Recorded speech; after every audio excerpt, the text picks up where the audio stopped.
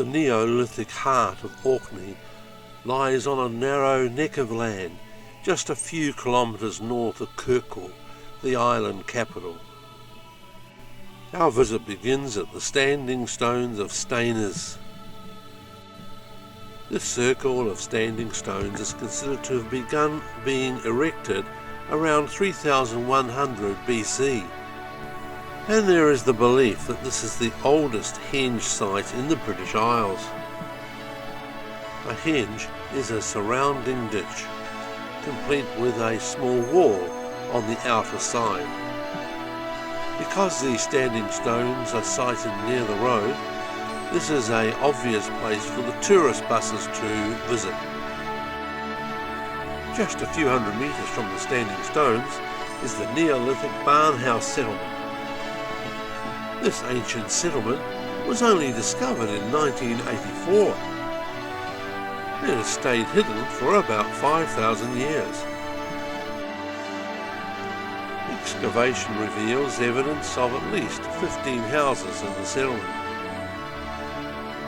Most have central hearths, beds against the wall and stone dressers as their common features. There have been examples found of the Neolithic styled grooved ware pottery and also flint and stone tools. The settlement seems to have been abandoned about 2500 BC, but for what reason, we don't know.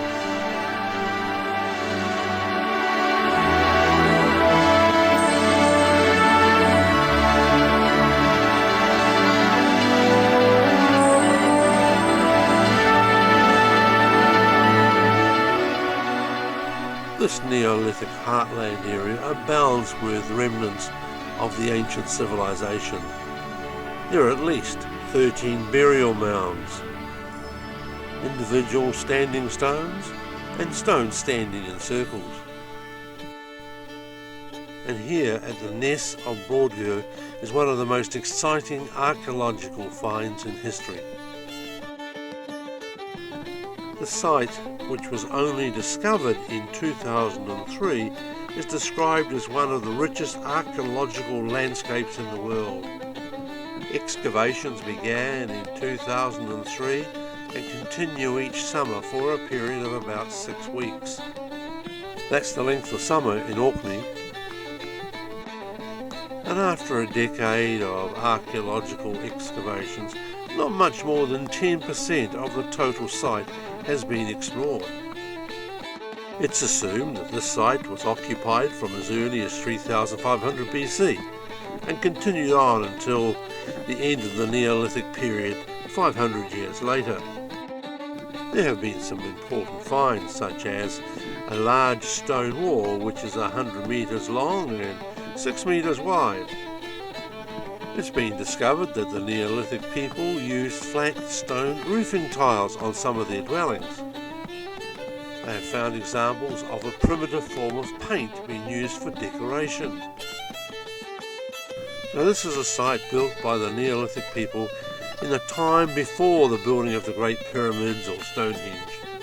It's the work of a relatively small community.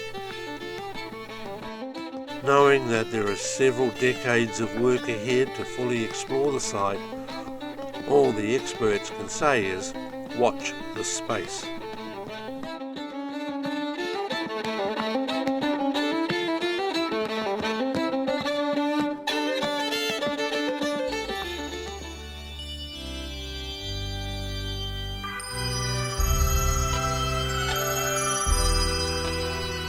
Just a kilometre or so further along the road is this impressive standing stone circle.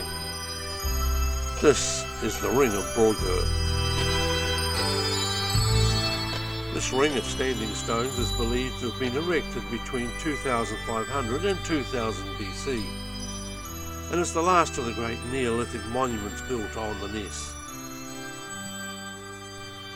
With a diameter of 104 metres, it's the third largest standing stone ring in Britain. While it is thought there were originally up to 60 stones standing, only 27 remain in position today. Their height varies between 2.1 metres and 4.7 metres tall.